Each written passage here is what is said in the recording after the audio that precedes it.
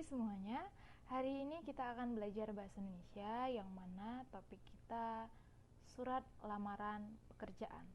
Nah, sebelum itu, semoga kalian semua dalam keadaan sehat dan tetap semangat belajar walaupun dalam kondisi seperti ini ya.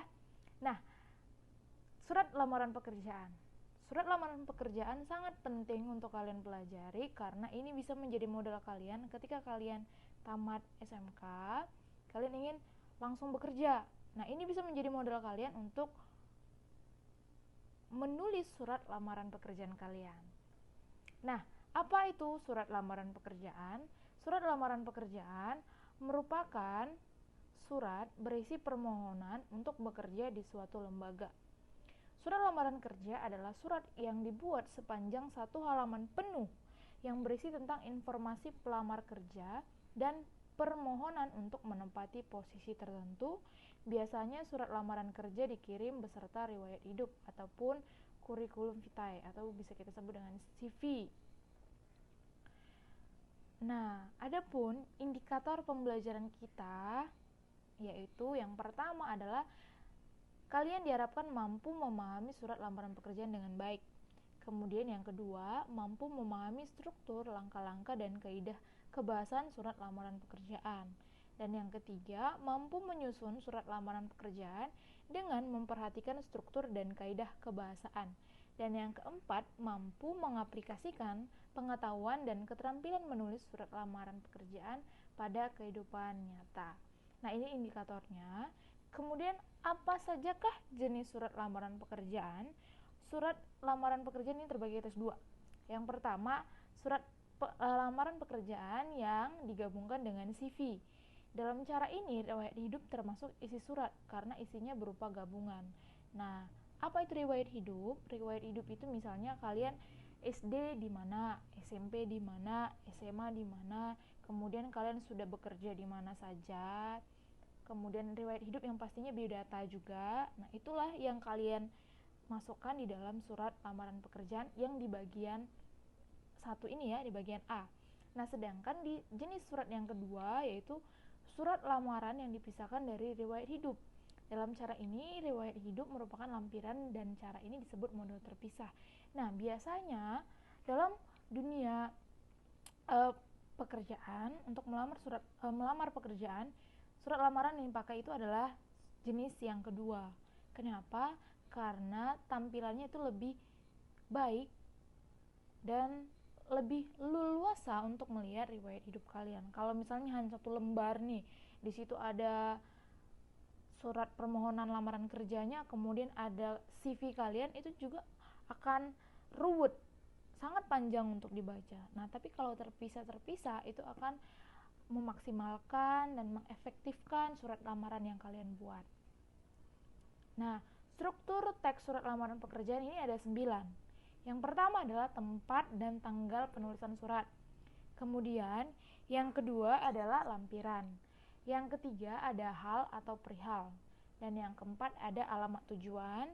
Yang kelima ada salam pembuka. Yang keenam ada isi surat. Nah, isi surat ini terdiri atas 3 juga. Ada pembuka, isi, dan penutup.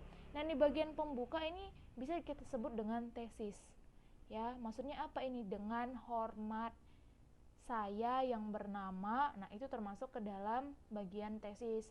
Kemudian isi argumentasinya ini apa? Nah, ini adalah hal-hal yang kalian tulis, yang kalian lampirkan di dalam surat lamaran pekerjaan kalian. Dan bagian penutup ini biasanya saya sangat berharap agar pihak Bapak Ibu menerima surat permohonan saya. Itu biasanya ya. Itu masih termasuk ke dalam isi surat. Kemudian yang ketujuh ada salam penutup. Yang kedelapan ada tanda tangan kalian dan nama kalian. Kemudian yang kesembilan ada lampiran. Nah, ini biasanya di halaman kedua ataupun halaman ketiga. Nah, sampai disinilah struktur teks surat lamaran pekerjaan kalian. Ini ada contoh surat lamaran pekerjaan. Oke.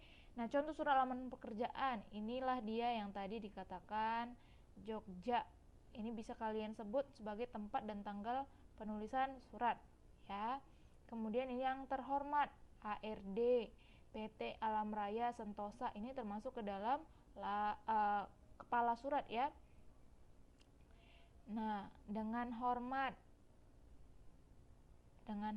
saya yang bertanda tangan di bawah ini nama lengkap. Dengan ini saya bermaksud untuk melamar.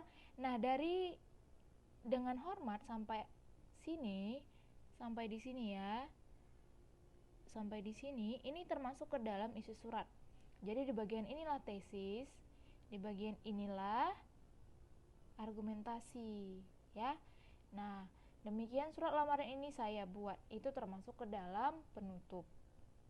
Oke, inilah contoh surat lamaran pekerjaan. Nah, tugas kalian apa? Tugas kalian adalah menentukan struktur dari surat lamaran yang ada di sebelah ini ya. Kalau kalian kurang jelas, kalian boleh perbesar ya, ataupun boleh kalian capture. Nah, kalian mengirimkan tugas ini melalui Google Classroom. Bisa kalian catat di buku catatan ataupun kalian capture dengan mengedit di sebelah-sebelahnya ya. Perhatikan, materi yang Ibu kasih hari ini diharapkan kalian catat di dalam buku kalian, karena itu akan menjadi portofolio kalian yang akan Ibu minta pada saat kita tatap muka. Jadi ini bisa dikatakan portofolio kalian untuk penambahan nilai. Kalau lengkap maka baguslah nilai kalian. Kalau misalnya tidak, maka akan ada tugas-tugas yang lainnya. Demikianlah pembelajaran kita hari ini. Semoga bermanfaat. Selamat pagi.